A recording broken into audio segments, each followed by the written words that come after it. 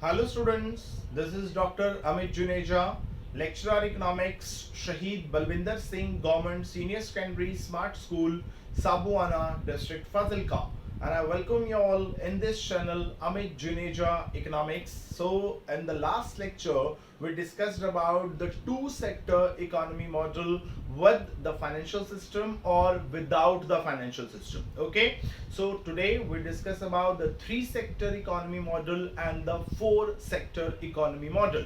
So first of all we start with our topic with the three sector economy model. So if we talk about the three sector economy model, इसके अंदर अब हम ये मान के चलेंगे कि now the economy has three sectors. Okay, अब हमने लास्ट लेक्चर के अंदर बात की थी कि इकोनॉमी के अंदर there are only two sectors. One is the household sector and other one is the production sector, और हमने एक third system liya tha. That is not the sector in itself, it's a system. That's why we are not considering financial system as a sector.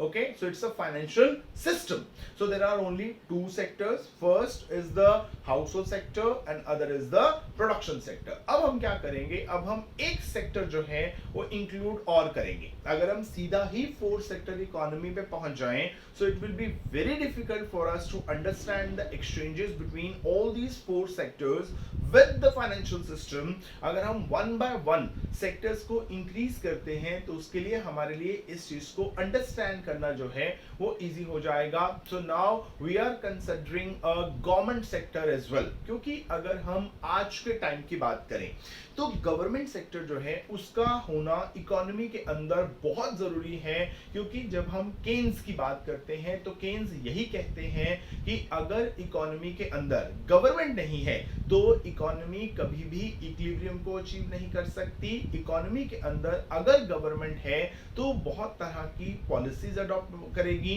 Like the price policy और the fiscal policy और the monetary policy. तो उससे economy को stabilise किया जा सकता है. तो गवर्नमेंट सेक्टर का होना इकोनॉमी के अंदर बहुत जरूरी है. ओके, तो अब हम क्या करेंगे, जैसे हमने अपने लास्ट टॉपिक के अंदर सबसे पहले कुछ अजम्पशंस ली थी, तो ऐसे ही अब हम यहां पर भी कुछ अजम्पशंस जो हैं वो लेने वाले हैं. अब अजम्पशन क्या रहेंगी, हम मान के चलेंगे कि first of all there are three sectors in an economy which are, अब उनका नाम लिखना है. सबसे पहले कौन सा रहेगा, which are household sector, number two production sector, ये हम ऑलरेडी अपने लास्ट लेक्चर में डिस्कस कर चुके हैं, and the government sector. Okay, so अब हमारे पास जो है वो थ्री सेक्टर हो गए. First is the household sector, second is the production sector and third is the government sector. Number two हम मान के चलेंगे कि there is an existence of financial system. तो जो फाइनेंशियल सिस्टम है उसकी भी एग्जिस्टेंस है, फाइनेंशियल सिस्टम भी एग्जिस्ट करता है. नंबर थ्री, अगर आप यहां पे देखें तो हमने अपने लास्ट जो टॉपिक किया था उसमें हमने कहा था कि there is no government sector, पर आप क्या लिखेंगे, देयर इज गवर्नमेंट सेक्टर, वो हम ऊपर ऑलरेडी मेंशन कर चुके हैं. अब हम सिर्फ एक चीज मान के चल रहे हैं और वो ये है कि इकोनॉमी इज क्लोज्ड, क्योंकि अभी तक हमने रेस्ट ऑफ वर्ल्ड सेक्टर को इंक्लूड नहीं किया है. तो हम क्या बोलेंगे, हम बोलेंगे कि the economy is closed, that is there are no imports and exports okay, so ये हमारी जो है अब अजम्पशन रह जाएंगी। इसमें से एक अजम्पशन अब कट हो गई, कौन सी?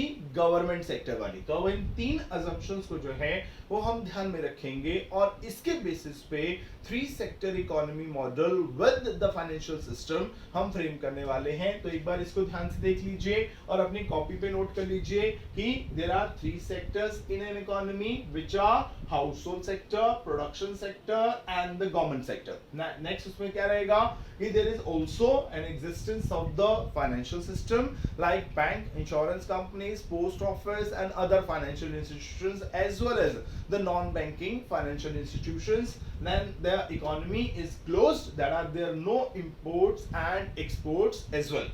ओके, अब इनको ध्यान में रखना है और इसके बेसिस पे थ्री सेक्टर इकोनॉमी मॉडल जो है उसको फ्रेम करना है। तो कैसे करेंगे? अब इन अजम्पशंस को यहां से हटा देते हैं ताकि थोड़ा बड़ा मॉडल बना सकें that it can be easily understood. तो सबसे पहले क्या करना है, अब आपने यहाँ पे पहले तो तीन सेक्टर दिखाने हैं और साथ में एक जो है वो आपने फाइनेंशियल सिस्टम दिखाना है। ठीक है, हाउसहोल्ड सेक्टर यहां पर सेंटर में बना लेते हैं फाइनेंशियल सिस्टम और यहां पे दिखा लेते हैं प्रोडक्शन सेक्टर। ठीक है, तो ये हमारा ऑलरेडी जो हमने पिछला बनाया था वही बन गया कि हाउसहोल्ड सेक्टर हो गया, फाइनेंशियल सिस्टम हो गया और प्रोडक्शन सेक्टर हो गया। अब एक सेक्टर और चाहिए, वो कौन सा है? वो गवर्नमेंट सेक्टर है, वो यहां पे बना लेते हैं। ओके, आप चाहें तो जहां मर्जी बना सकते हैं, सॉरी, आप चाहें तो जहां मर्जी बना सकते हैं, जरूरी नहीं है कि आपने गवर्नमेंट सेक्टर यहीं पे बनाना है जहां पे मैं बना रहा हूं। आपको जहां पर कन्वीनियंट लगे आप वहां पर बना लीजिए। मेनली तो ये है कि आपने इन सारे सेक्टर्स का एक दूसरे के साथ जो एक्सचेंज है वो दिखाना है। ओके, सो अब मैंने जैसे अपने लास्ट लेक्चर के अंदर बात की थी कि आपने कभी भी जब भी एक्सचेंज दिखाने हैं कभी भी मोर देन टू सेक्टर्स को एक साथ डील नहीं करना, क्योंकि अगर आप सारे सेक्टर्स को इकट्ठा डील करना शुरू कर दिया तो वहां पे आपके मिस्टेक करने के चांसेस जो हैं वो ज्यादा हो जाते हैं। तो क्या करना है, सबसे पहले आपने एक टाइम पे सिर्फ दो सेक्टर को ही डील करना है, इसके साथ अलावा और कोई सेक्टर आपने नहीं लेना। ठीक है, तो we start with the basics. और बेसिक्स क्या रहेंगे? बेसिक्स रहेंगे हमारे हाउसहोल्ड सेक्टर और प्रोडक्शन सेक्टर, जहां से हमने अपना circular flow of income and output start किया था, वो हमारा बेसिक रहेगा। तो हम पहले प्रोडक्शन सेक्टर और हाउसहोल्ड सेक्टर का ही जो एक्सचेंज है वही दिखाएंगे। सबसे पहले क्या होगा कि जो प्रोडक्शन सेक्टर है वो क्या करेगा, वो हाउसहोल्ड सेक्टर को प्रोवाइड कराएगा। क्या? अब प्रोवाइड कराएगा तो एरो इधर चला गया।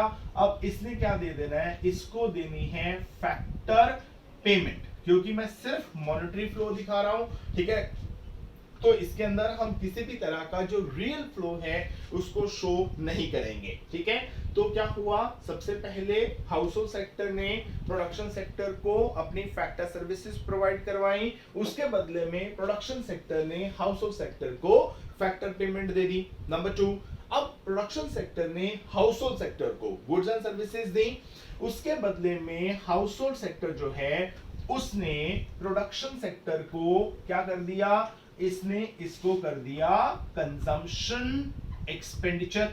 ठीक है, तो इसका मतलब ये हुआ कि अब हाउसहोल्ड सेक्टर और प्रोडक्शन सेक्टर दोनों के एक्सचेंजेस खत्म।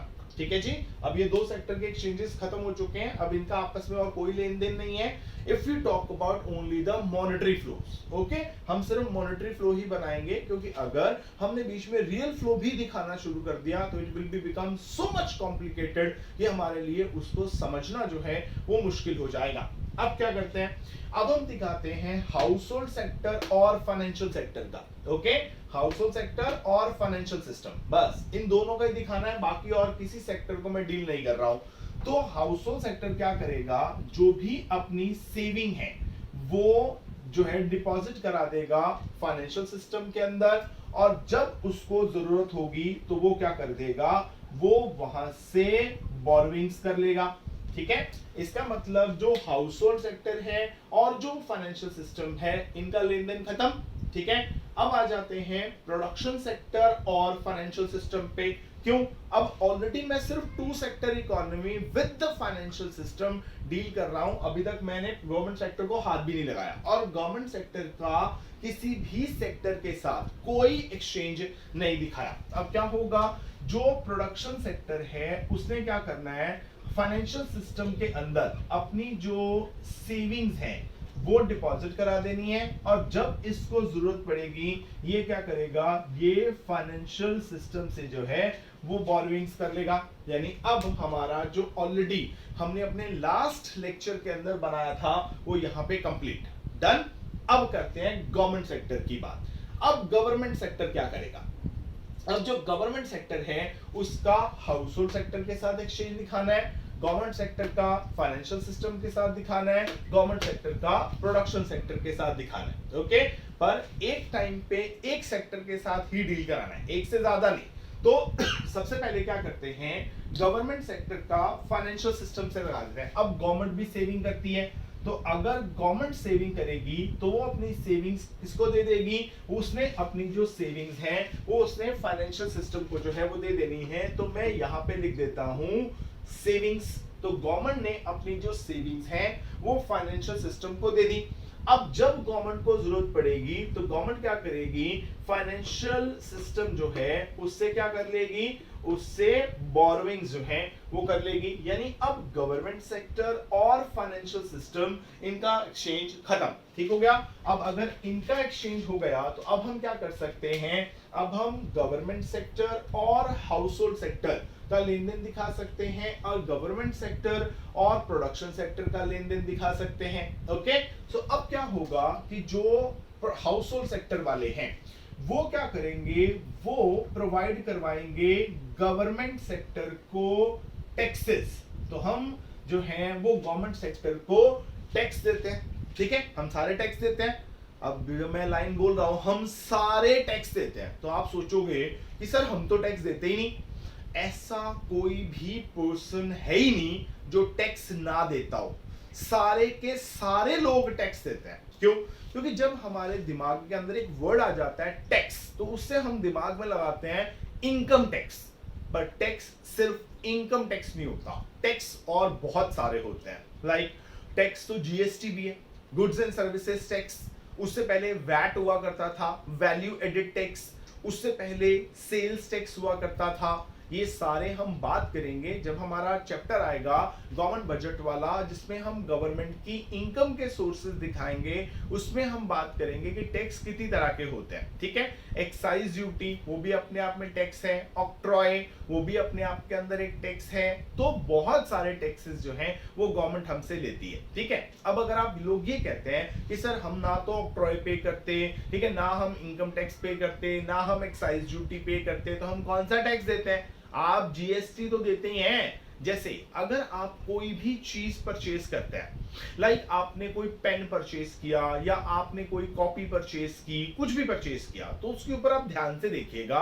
अगर आपके हाथ में इस टाइम पे कोई बुक है, कोई कॉपी है, कोई पेन है, ठीक है, उसको ध्यान से देखिए। उसके ऊपर लिखा होगा MRP, M for maximum, R for retail, P for price. Maximum retail price मतलब वो मैक्सिमम प्राइस जिसके ऊपर वो कमोडिटी रिटेल मार्केट के अंदर सेल हो सकती है। Late it be the rate is 25 rupees. Okay, अब उसके साथ ब्रैकेट में लिखा होगा इंक्लूसिव ऑफ ऑल टैक्सेस। जैसे अगर मैं इस मार्कर की बात करूं तो मेरे हाथ में जो मार्कर है ये यहाँ पे इसका रेट लिखा हुआ है 25 रुपीज, और ब्रैकेट में लिखा हुआ है इंक्लूसिव ऑफ ऑल टैक्सेस। इसका मतलब इसमें भी टैक्सेस इंक्लूड हैं, इसका मतलब टैक्स सारे देते हैं। तो हम क्या करेंगे, as a household sector हम गवर्नमेंट को टैक्स प्रोवाइड करवाएंगे। अब क्या होगा, अब गवर्नमेंट सेक्टर जो है उसके बदले में जो हाउस होल्ड सेक्टर है, ये मत कहना कि अब उसको वो सब्सिडी देगा, नहीं। जो गवर्नमेंट सेक्टर है हाउस होल्ड सेक्टर को कभी भी सब्सिडीज नहीं देता, क्योंकि सब्सिडीज हमेशा प्रोडक्शन के लिए दी जाती हैं। तो प्रोडक्शन कौन करेगा, वो तो प्रोडक्शन सेक्टर करेगा। यानी सब्सिडीज किसको मिलने वाली है, प्रोडक्शन को। गवर्नमेंट सेक्टर हमें सब्सिडी नहीं देती, गवर्नमेंट सेक्टर हमें देगा क्या, ट्रांसफर पेमेंट करेगा। अब ट्रांसफर पेमेंट क्या है, ये हमने अपने लास्ट टू लास्ट लेक्चर में डिस्कस किया था कि जब भी हमें इनकम होती है वो दो तरह से होती है। एक होती है फैक्टर इनकम। अब फैक्टर इनकम हम कौन है, हाउस होल्ड सेक्टर, तो हमें फैक्टर इनकम कौन दे रहा है, हमें फैक्टर इनकम दे रहा है प्रोडक्शन सेक्टर। क्यों, क्योंकि हमने सबसे पहले उसको अपनी फैक्टर सर्विसेज प्रोवाइड करवाई, उसके बदले में प्रोडक्शन सेक्टर ने हमें क्या दिया, फैक्टर पेमेंट करी। यानी अगर मैं इसको प्रोडक्शन सेक्टर के पॉइंट ऑफ व्यू से देखूं, so these are the factor payment. But अगर मैं हाउस होल्ड सेक्टर के पॉइंट ऑफ व्यू से देखूं तो ये मेरी क्या है, फैक्टर इनकम है। तो एक जो होती है वो फैक्टर इनकम होती है और वो कौन देता है, वो प्रोडक्शन सेक्टर देता है। पर एक इनकम होती है जो ट्रांसफर इनकम होती है। ट्रांसफर कौन सी, जिसको हमने बात की थी कि these are the unilateral income. ये वो इनकम होती है जो वन साइडेड होती है। मतलब अब सोच के देखो, ये मुझे फैक्टर पेमेंट जो है वो प्रोडक्शन सेक्टर से क्यों मिली। इससे पहले हाउस होल्ड सेक्टर ने प्रोडक्शन सेक्टर को अपनी फैक्टर सर्विसेज दी होंगी।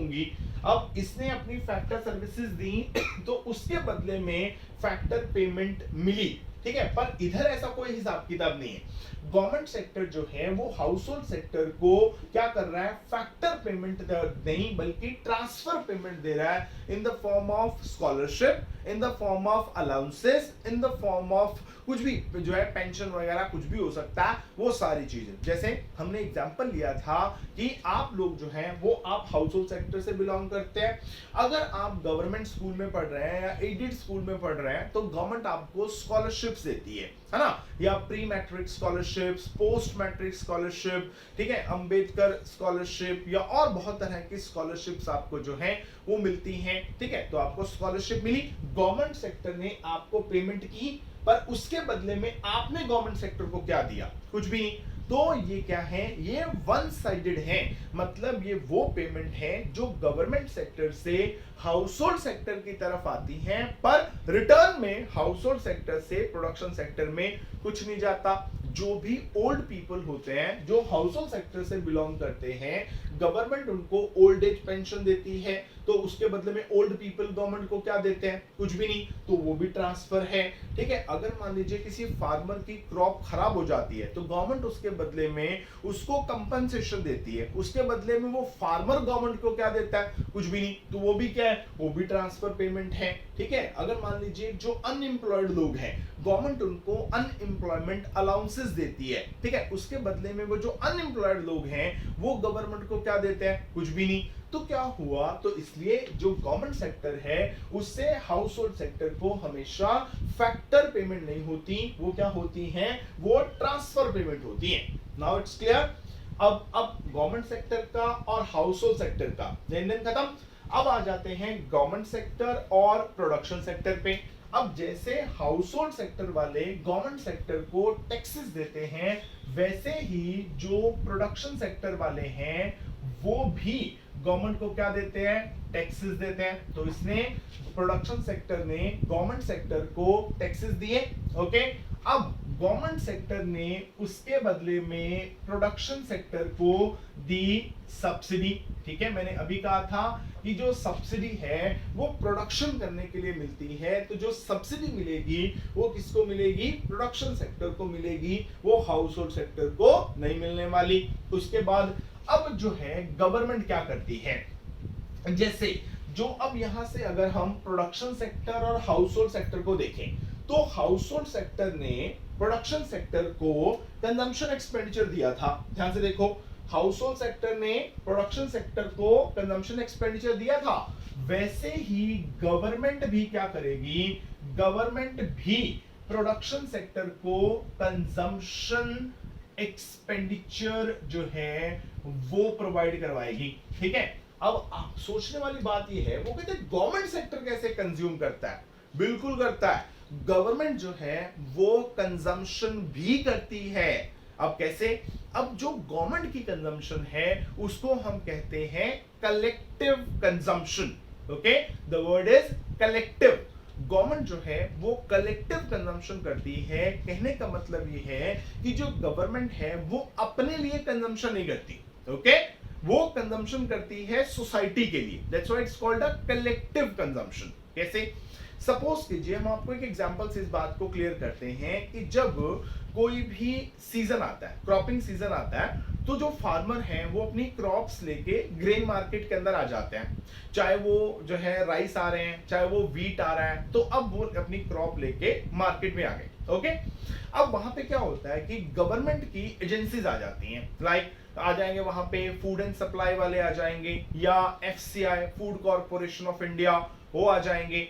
गवर्नमेंट क्या करेगी, अपना एक मिनिमम सपोर्ट प्राइस जो है वो डिक्लेयर कर देगी कि this is our minimum support price, let it be, it is 2200 for the wheat. Okay, तो गवर्नमेंट ये कहती है फार्मर को कि अब अगर आपने अपनी क्रॉप बेचनी है, then you are free to sell it to anyone. ठीक है, आप जिसको चाहें उसको अपनी क्रॉप सेल कर सकते हैं, ठीक है, उसमें हमें कोई प्रॉब्लम नहीं है।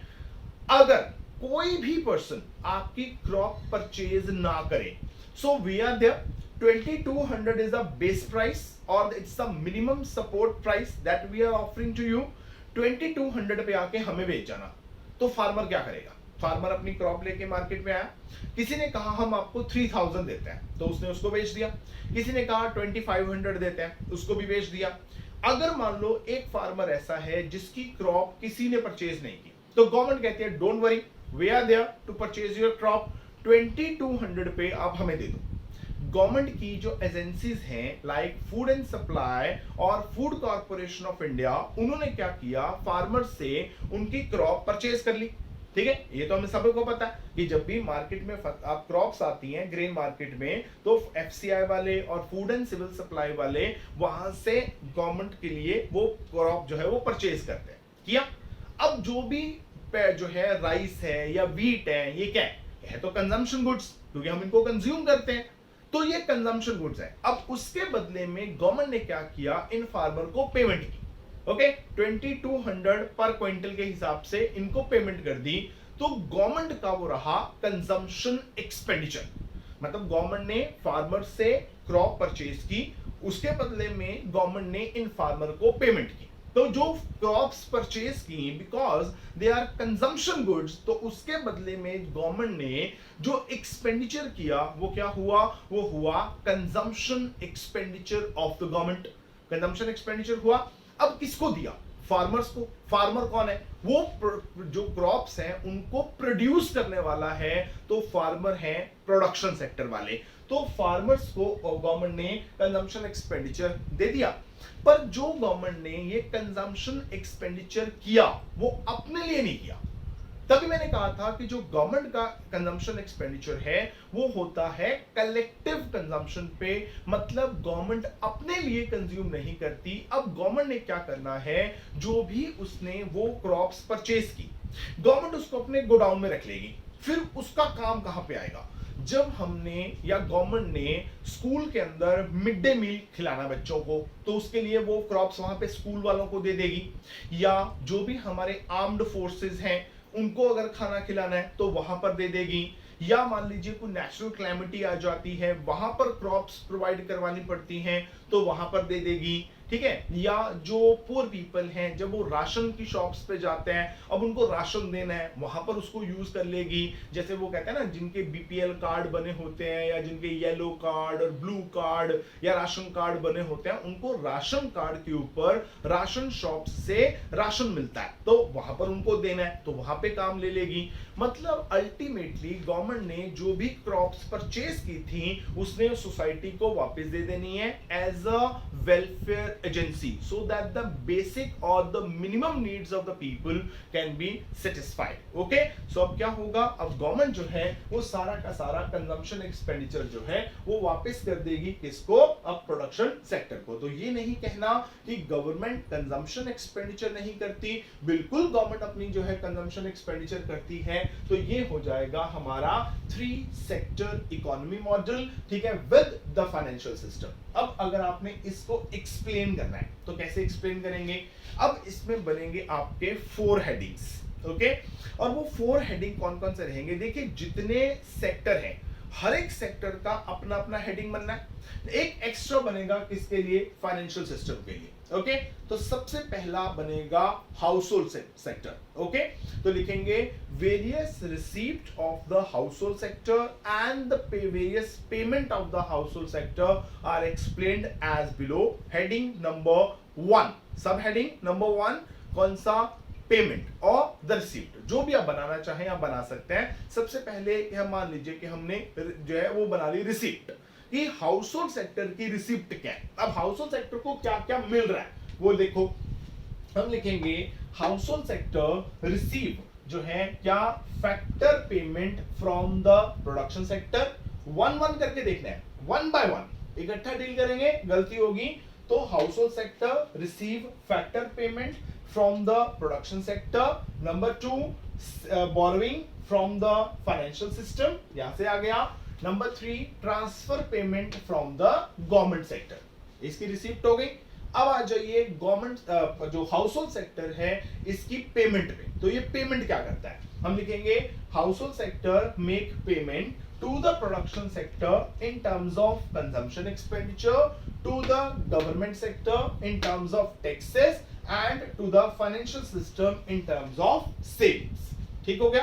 तो अब हाउस होल्ड सेक्टर के सारे रिसीप्ट भी हो गए और सारे के सारे पेमेंट भी हो गए। डन। अब क्या करना है, अब अगला सेक्टर पकड़ लो, प्रोडक्शन सेक्टर। अब प्रोडक्शन सेक्टर के अंदर दो हेडिंग, पहला रिसीप्ट, दूसरा पेमेंट। पहला रिसीप्ट, तो production sector receives consumption expenditure from the household sector, it receives borrowing from the financial system and it receives subsidy as well as consumption expenditure from the government sector। Then जो दिखाई दे रहा है सिर्फ उसी को explain कर रहे हैं, अपनी तरफ से कुछ ऐड नहीं कर रहे। जो बोल रहा है, इस ग्राफ बोल रहा है, तो इसी के बेसिस पे मैं सारी चीजें जो हैं वो एक्सप्लेन कर रहा हूं। Okay, now the payment of the production sector.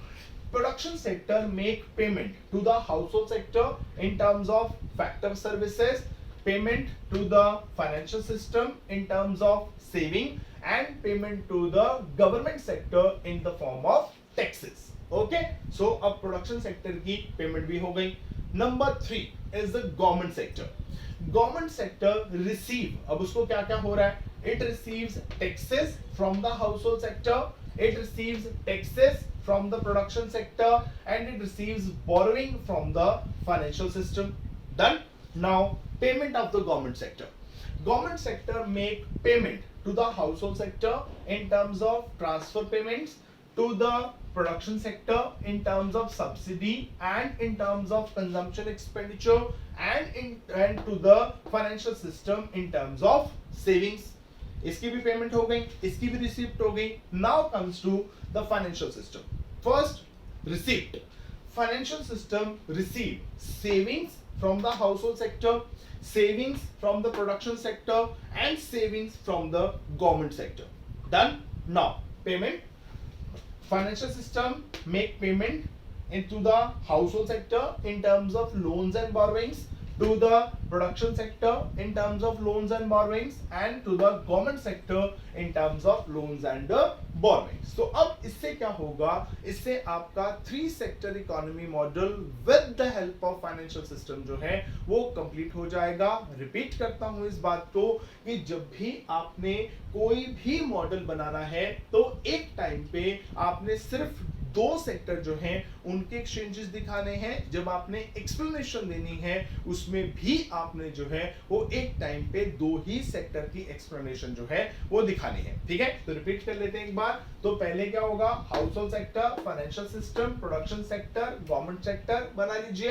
Government sector जहां मर्जी बना लीजिए, पर जब भी बनाए तो एक बात का ध्यान रखना है, और वो ध्यान नहीं रखना है कि अगर आप मेरे वाला ये चीज देखें तो इसमें भी कोई भी लाइन दूसरी लाइन को इंटरसेक्ट नहीं कर रही है। ये ना हो कि आप इसको यहां मत करके गवर्नमेंट सेक्टर को यहां बीच करके बना दें, तो जब आप लाइन लगाएं ऐसे, वो ऐसे लगाएं, तो एक लाइन दूसरी लाइन को इंटरसेक्ट कर रही हो, उससे क्या होगा, प्रॉब्लम ये क्रिएट होगी कि आपके लिए उसको एक्सप्लेन करना जो है वो थोड़ा मुश्किल हो जाएगा। So your graph should be very neat and clean, बिल्कुल क्लियर होना चाहिए, सारी चीजें बिल्कुल क्लियर नजर आनी चाहिए। तो कोई भी एक लाइन दूसरी लाइन को इंटरसेक्ट करते हुए ना जाए, इस बात का हमने ध्यान रखना है। ओके, सो सबसे पहले बना लिया। तो गवर्नमेंट सेक्टर आप ऊपर भी बना सकते हैं, नीचे भी बना सकते हैं, यहां पर भी बन सकता था। अगर मैं यहां पर बना देता तो इससे भी मैं अपने सारे एक्सचेंजेस दिखा सकता था, पर उसमें प्रॉब्लम क्या आती कि अगर मैं नीचे बनाता तो क्या होता, अब ये जो बॉरोइंग और सेविंग्स है, अब यहां से मुझे नीचे आना पड़ता यहां पे,